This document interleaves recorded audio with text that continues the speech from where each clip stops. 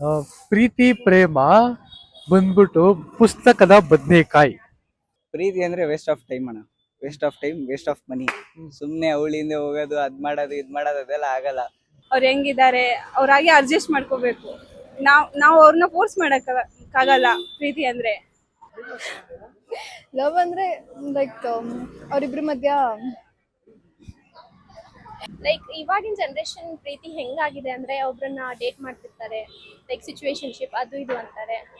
Parents ಜೊತೆ ಇದ್ದಾಗ ಅಥವಾ ಪೇರೆಂಟ್ಸ್ನ ಬಿಟ್ಟು ದೂರ ಬಂದಾಗ ಪ್ರೀತಿ ಅಂದ್ರೆ ಏನಂತ ಗೊತ್ತಾಗುತ್ತೆ, ಅಥವಾ ತುಂಬಾ ಹತ್ರದ್ದು ಅವ್ರನ್ನ ಕಳ್ಕೊಂಡ್ ಬಿಟ್ಟಾಗ ಪ್ರೀತಿ ಅಂದ್ರೆ ಏನಂತ ಗೊತ್ತಾಗುತ್ತೆ. ಬಟ್ ಅದೇ ನಾವೊಬ್ರು ತೋರಿಸಿ ಅವ್ರಿಗೆ ಅದು ಇಷ್ಟ ಆಗಿಲ್ಲ ಅಂದ್ರೆ ನಮ್ಮಿಂದ ಅವ್ರು ಚೆನ್ನಾಗಿದ್ದಾರೆ ದೂರ ಹೋಗೋದು ಕೂಡ is a form of love. ಇಲ್ಲ ಅಂದ್ರೆ ಬಿಟ್ಟು ಹೋಗ್ಬಿಡ್ಲಿ, ಜೊತೆಲಿ ಇದ್ಕೊಂಡು ಯಾವ್ದು ನಂಬಿಕೆ ದ್ರೋಹ ಮಾಡ್ಬಾರ್ದು. ಇವಾಗ ನಿಮ್ಗೆ ಇಷ್ಟ ಇಲ್ಲ ಅಂತಂದ್ರೆ ಅವ್ರು ಡೈರೆಕ್ಟ್ ಆಗಿ ಹೇಳ್ಬಿಡ್ಬೇಕು. ಜೊತೆಲಿ ಇಟ್ಕೊಂಡೆ ಇನ್ನೊಬ್ರ ಜೊತೆ ಅದನ್ನ ಫ್ಲರ್ಟ್ ಮಾಡ್ಬಾರ್ದು. ಮತ್ತೆ ಹುಡುಗರು ಎಷ್ಟು ಜನ ಮೋಸ ಮಾಡೋರು, ಹುಡುಗಿರ್ ಮಾಡೋರೆ, ಪ್ರೀತಿಯಿಂದ ಎಷ್ಟು ಜನ ಸತ್ತವ್ರೆ, ಹುಡುಗರು ಸೂಸೈಡ್ ಮಾಡ್ಕೊಂಡವ್ರೆ.